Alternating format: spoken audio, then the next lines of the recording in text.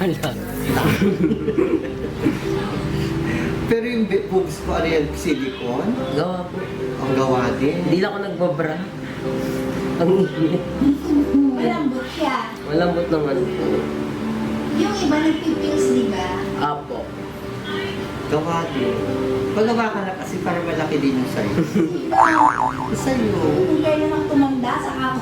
Naranasan mo na yung lumaki, no? Ba't pag may edad, ba't hindi na pwede maglagay ng dede? Ay, naku, Diyos ko, guys. Hindi mo kakayanin. Mga Tsaka may edad na kayo, ma'am. Ikaw, wala kang dead. Hindi naman talaga ako ng dede kahit 2 araw. Ewan ko, ba't ako kinakalkin yung katawan? Nakakakita nga lang ako ng, kaya nga ang tatapa nga nila, di ba?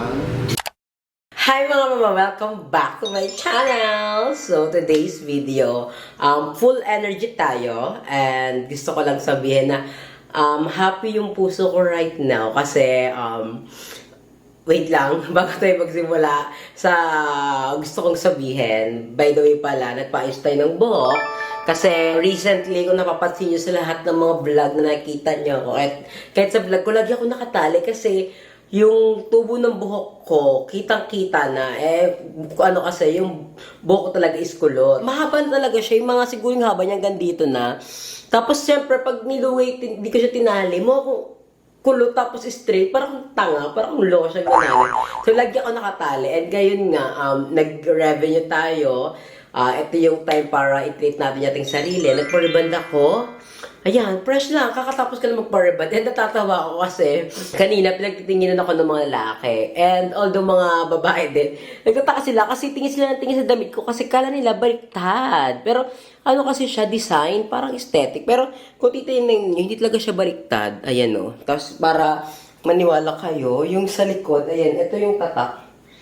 Ayan. Hindi talaga siya baliktad. Design lang talaga siya. Ganun pa man, super happy.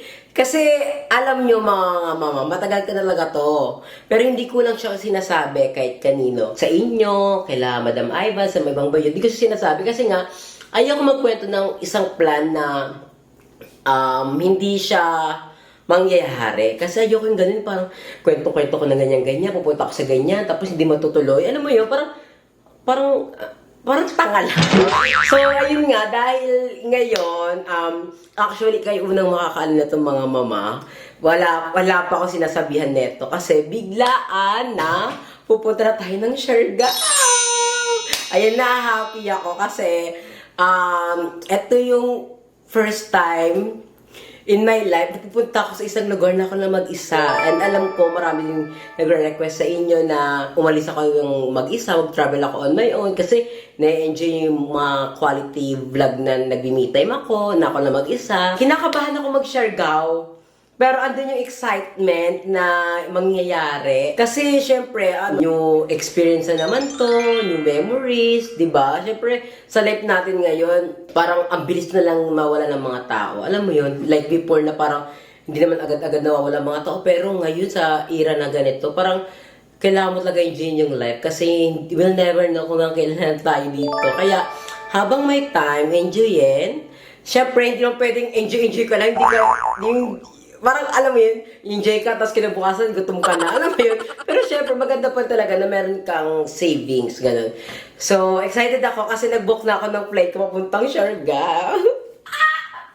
Na-excite ako mga mama kasi yung mga pinamimili kong swimsuit, meron talaga siyang plan. Baka ipupunta ko siya sa isang lugar, kaya nagbibili-bili ako kasi hindi pwedeng natuloy tayo sa Siargao, tapos wala akong swimsuit. Gusto ko siya magandaan. So, sabi ko, order muna ako ng mga swimsuit. So, kung hindi man mangyari, di next time nila. Pero, kung mangyari, ngayon nga, nangyari siya, matutuloy tayo. Di magagamit ko yung mga swimsuit na in-order ko. By the way pala, yung bag na binili ko sa TikTok shop, meron ako nakita kasi sa bag ko na design. Ang ganda niya, na-appreciate ko siya. Ayan, nakikita yung design niya, no?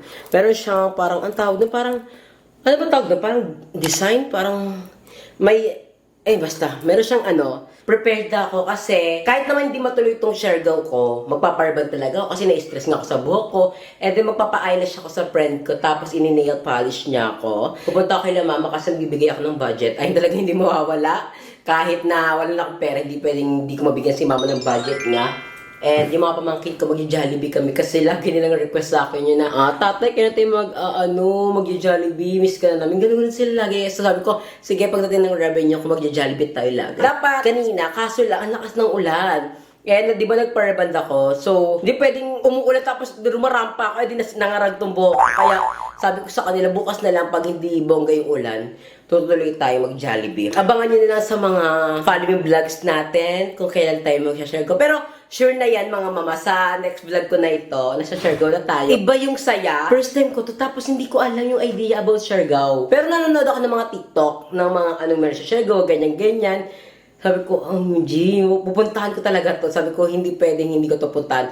Tsaka syempre ako lang mag-isa, so hawak ko yung oras ko. Ako magdi-decide ko ano gusto kong gawin dun sa Siargao, di ba? Kaya maganda rin talaga yung ikaw lang mag-isa kasi ikaw may hawak ng oras mo. Ikaw magdi-decide kung anong gusto mong gawin. Kasi minsan, kapag may kasama ka, parang eto, pero iba naman, eto, paano yun, di ba? For sure, may magtatanong yan, baka sabihin, kasi ngayon sa Metro Manila, may bagyo tayo eh. Pero, doon po sa Siargao, wala pong bagyo, maaraw po doon. Nag-search kasi ako kung perfect month para mag-Siargao. Ang sabi nila, huwag ka lang pupunta ng December to February. Kasi pag December to February, yun yung time na maulan doon sa Siargao. Eh, ang Siargao naman kasi, wala yun naman sa Metro Manila. Yun, nasa Visayas ata ang Siargao. Hindi ko sure kung Visayas or Mindanao. I-comment nyo nga dyan namin. Pero ganun pa man, mag-Siargao tayo, mga mama. Sa mga following vlogs na mag-Siargao tayo, ipaparamdam ko sa inyo na nasa Siargao din kayo. Parang alam mo yun, nagpunta kayo na Siargao pero nanonood na kayo ng vlog. For sure may magko-comment dyan na, Jobin, makasarili ka. Bakit ikaw lang mag-isa, hindi ma-invite yung mga bayo. Siya, sabihin ko na yan ngayon. Gusto ko siya na ako lang mag-isa para ma-enjoy ko yung sarili ko. Kasi all this time, lahat ng mga everyday ganda po sa buhay, kasama ko yung mga bayet. And ngayon naman, gusto ko naman na gumala ng on my own, na ako lang mag-isa. Ayun lang yung chika natin for today. And tomorrow, update ko kayo kung ano mangyari sa mga vlogs natin. Pero ganun pa man, good night and see you sa Siargao. Look at my hair. Ang ganda oh. Na-appreciate nyo ba yung hair ko?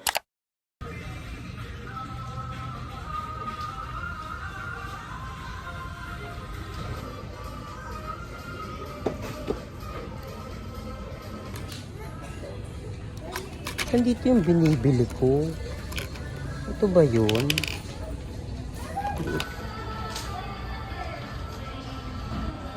Ay, ito.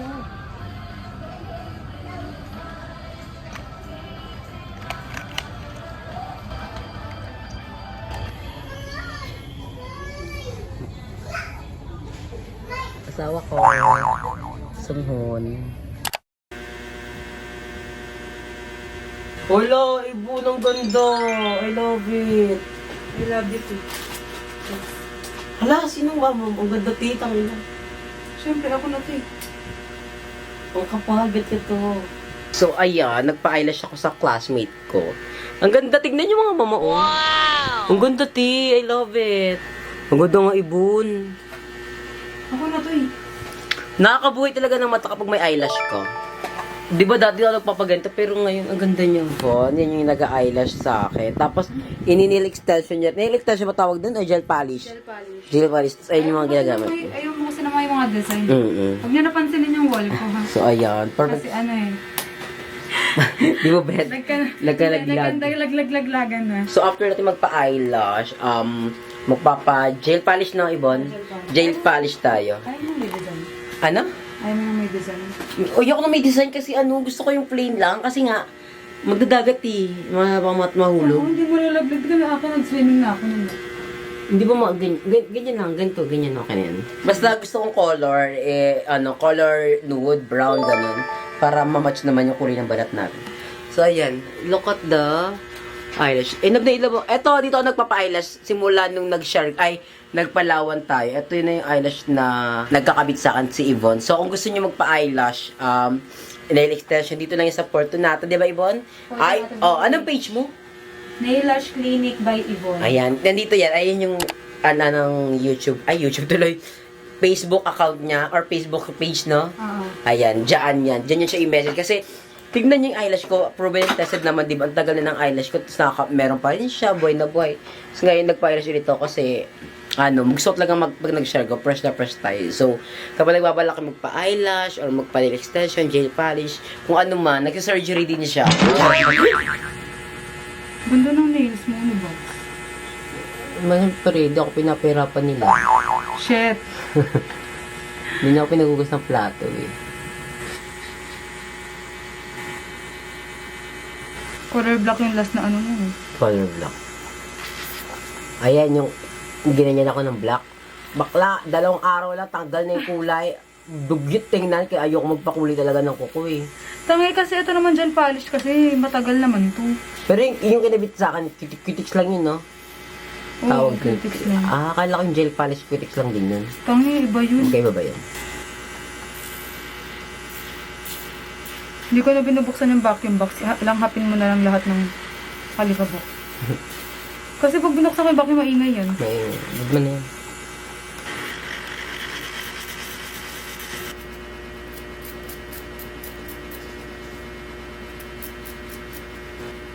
Ano purpose niyan? Dry filter. Pang dehydrate. Ano ba? Comes from the word dehydrate. Sorry, ganyan-ganyan sila. Yes, of course. Kaya lubutan mo naman yung kamay mo. Ay, sorry. Tignan niyo mga mama, ang ganda ng color. Look. Ano siya, color brown, pero hindi siya usually color brown. Ganito yung gusto kong peg kasi ano siya, mag-share go tayo. So, gusto ko yung ganitong peg lang. Piti. Gusto niya sana lagyan pa ng ano, ng bato-bato. Kaso ayoko na kasi nga, baka masira. Pero di naman masisira. Kasi ito, ano, yung nagkakabit mismo si Yvonne, meron siyang mga ano, yung mga bato-bato siya. Ayan. Hindi siya natatanggal. Hindi siya natatanggal kahit anong swimming mo. Kaya kung gusto niyo magpaganyan-ganyan, go nyo na. Pero kasi ako, hindi ako maganyan. Ganito lang, gusto ko lang yung plain. Yan kasi ako minahal nila. Ayoko magbago. Tsare! Hindi, mas gusto ko talaga yung plain lang. Mas na-appreciate ko siya. Ang sweet na kasi tingnan mo. Hindi, feeling ko beginner ka pa lang. Kasi nung unang eyelash mo, di ba sa akin, gusto mo manipis na. Manipis. Pero ngayon, parang gusto ko rin makapal. Parang sabog na sabog. Sa bagay. Siguro soon. Kaya feeling ko soon magpapadesign ka. Magpapadesign na. Baka. Pero, na-appreciate ko yung mga gatong design lang muna. Yung tawag niya. Plain lang. So, ayun mga mama, tapos na tayo gel polish na Ibon. Yes, gel polish. And I love it. Tignan nyo, ang ganda. Tapos, ang maganda talaga, napansin ko, since gusto ko rin nagpapais ng kuko, mas maganda magpa-gel polish kaysa sa mga cutics talaga. Kasi, ang cutics kasi, one time, nagpa-cutics ako, tapos nabasa, natanggal na yung kulay. Pero dito sa gel polish, tignan nyo, ang kapal niya. Parang malabo siya talagang matanggal. And sabi sa akin ni Yvonne, tumatagal to ng 2 months, depende sa pag-aalaga mo. Pero ang ganda niya, tignan nyo, oh. Sure na kapag nag-share go tayo, lagi tayo mababasa. For sure naman dito masisira. Na hindi to mababakbak, no? Kasi Di ba? Basta wag mong, kasi may mga tao kasing makalikot eh. So, parang ikaw, ginaganon-ganon. Hindi, ginaganon nila. Addict naman na yun. Pero hindi ka magaganon yung gaganon. Eh di parang inilig ko na tanggal. Pero syempre, ang ganda tignan nyo. Ang cute. Color ano siya? Ano ba color tawag na gagi dito? Basta ito. Saan na Basta ba yung siya? ginamit natin dyan, itong AS25. Ayan, AS25. Ayan, gel polish. Kaya, kung gusto nyo magpa-gel polish, kung anong service mang ginagawa ni Ibon, i-message nyo siya sa kanyang Instagram at sa kanyang Facebook account. Ayan yan. Welcome kayo pumunta dito. At minsan siya, ang tawag Home service. home service. Siyempre kayo na mag-handle ng ng pamasahe niya and yung Tsaka home food. service fee. Ano? Home service fee. Oh, yung home Yun na yung service. bayad sa food, tsaka sa drinks, tsaka sa Daniel's Perwishes. Ayun. So, basta kayo na bahala niya ni Ibon mag-usap. Pero ganun pa man, na-satisfied ako. Repeater tawag ba doon? Repeat customer. Repeat customer ako, lalo na sa eyelash. Kasi doon yung eyelash ko. Maganda talaga siya pag naka-eyelash kasi nakakabuhay siya ng mata. Yes. Siyempre, nagpa-rebad na ako, so kailangan ko na rin magpa-eyelash. Tingnan niyo. Tsaka ano ka, fresh like vegetable. Oo, ang ganda kasi pag naka-eyelash, nakakabuhay siya ng mata. Kaya I love it. Tignan niyo, wala akong makeup, wala pa akong ligo niya, no? Pero grabe ang pagka-fresh ko. So, excited na ako sa ating Siargao trip kasi nga tomorrow na yon and ang plate ko is 1:30 pero dapat 1:30 andun na ako kasi lipad na ng airport yon ay ng airplane yon. So, dapat mga 11 pa lang or mas maaga pa, dapat doon na tayo. Kasi, syempre, mag-vlog po tayo sa airport. So, ayun ang mga mama. Kabig ko kayo bukas kapag nasa naiyan na tayo. And ayun ang mga mama. Thank you so much for watching and I'll see you in my next vlog. Bye!